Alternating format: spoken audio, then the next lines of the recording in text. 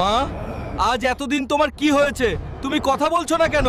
বৈদ্য মশাই, আমার মায়ের এই অবস্থা কেন হলো? হাল্ক, তোর মায়ের ওপর কালো ছায়া পড়েছে। আজকের ভিতরে তোকে লাল বাজ পাখির পাখা নিয়ে আসতে হবে, না হলে তোর মা আর কখনোই উঠবে না। মায়ের জন্য আমি চন্দ্র সূর্য সব এক করে দিতে পারি। আজ দরকার হলে এই বাজ পাখির জন্য এই পুরো পাহাড়কে আমি ধুলোয় মিশিয়ে দিব। এই বাজ পাখি, এখনই তোর পাখা আমাকে দিয়ে দে। তোর গায়ে কোনো জোর নেই হাল্ক, তুই আমার সাথে পারবি না।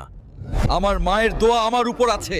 তোর মতো বাজ পাখি আমার কিছুই করতে পারবে না। হাল্ক, আমাকে ছেড়ে দে, আমি হার মেনে নিচ্ছি।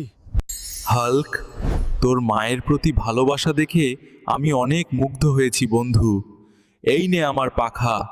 আমি লাল বাজ পাখির পাখা নিয়ে এসেছি মা। এখন তোমার আর কিচ্ছু হবে না।